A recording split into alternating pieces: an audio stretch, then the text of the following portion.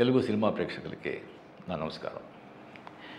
ఇది నేను ఇండస్ట్రీకి వచ్చి 50 ఇయర్స్, డైమండ్ జూబ్లీ ఇయర్. ఈ ఇయర్లో కూలీ సన్ పిక్చర్స్ ప్రొడ్యూస్ చేసి లోకేష్ కనకరాజ్ డైరెక్షన్లో అనిరుద్ మ్యూజిక్, దీంట్లో వచ్చి August 14th diamond Jubilee picture వస్తుంది. ఇది లోకేష్ కనకరాజ్ ఎలాగంటే ఇక్కడ రాజమౌళి ఇలాగ రాజమౌళి గారు తీసిన పిక్చర్ అన్నీ హిట్, అలాగా లోకేష్ కనకరాజ్ పిక్చర్ తీసిన అన్నీ సూపర్ హిట్.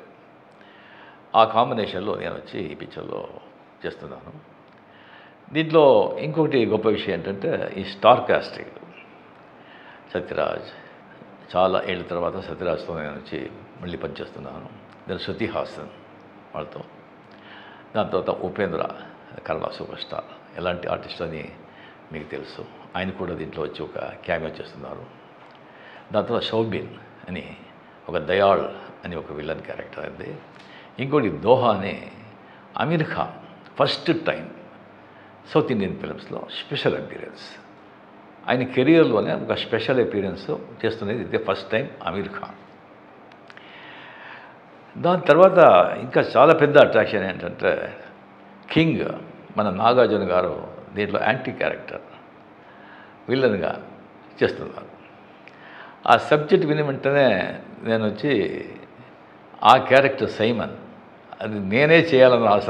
అంత ఒక నాకు ఎప్పుడూ విలన్ చేయాలంటే చాలా ఇష్టం, విలన్ కదా బేసిక్గా. ఆ క్యారెక్టర్ ఎవరు చేస్తారంటే అది చాలా స్టైలిష్గా ఉండాలి అండ్ ఫెంటాస్టిక్ క్యారెక్టర్. అది కరెక్ట్గా డైరెక్టర్ గారు వచ్చి ఒక 6 months ఆ క్యారెక్టర్ని ఎవరిని కావాలని చెప్పి, దాని తర్వాత నాతో సార్ ఒకరితో మాట్లాడుతున్నాను. 6 times వచ్చి మీటింగ్ అయిపోయింది, సిట్టింగ్ అయిపోయింది, ఎలాగైనా ఆయన వచ్చి తీసుకొచ్చేస్తాను అని చెప్పారు. నాకు ఎవరు అని. దాని తర్వాత ఉండే సార్ గుడ్ న్యూస్, ఏంటి సైమన్ క్యారెక్టర్కి యాక్టర్ దొరికారు. ఎవరు? నాగార్జున. నాకు షాక్. నాగార్జున గారు, మన కింగ్ నాగార్జున ఒప్పుకున్నారా? అవును సార్. నాకు వచ్చి డెఫినెట్గా డబ్బు ఇచ్చి ఆయన వచ్చి యాక్టింగ్ చేస్తారని నేను లేదు. కోట్యాధీశ్వరుడు, డబ్బు కోసం ఆయన యాక్ట్ చేయడు, ఎందుకు అవసరమే లేదు. ఆయనకే అనిపిస్తుంటుంది. ఐ థింక్ ఎప్పుడూ మంచివాడిగా చేసి ఎన్ని రోజులు మంచివాడిగా చేసేది ఒక చేంజ్ ఉంది, చేస్తామని ఈ పిక్చర్లో ఆయన ఒప్పుకొని ఉన్నారు. చాలా 33 years అయింది అనుకుంటాను ఆయనతో నేను పిక్చర్ చేశాను నేను. దాని తర్వాత ఈ పిక్చర్లో ఆయనతో నాగార్జున గారితో పనిచేసేది.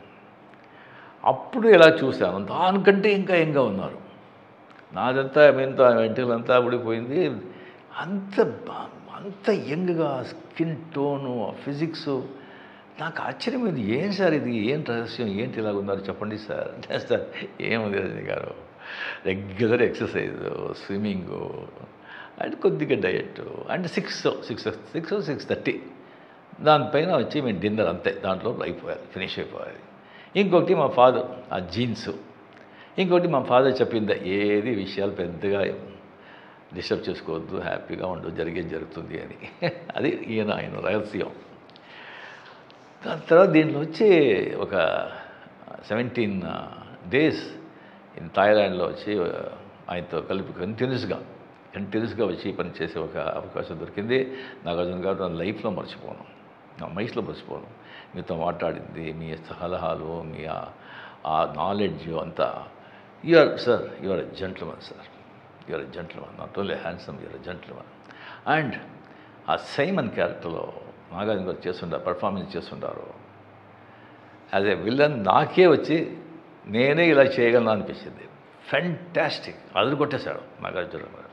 డెఫినెట్గా ఫ్యాన్స్ వాళ్ళతో చూస్తే అది super. The highlight Nagarjuna and Aamir Khan and షోబీన్, శృతి, ఒక్కొక్కరు ఆ పిక్చర్లో.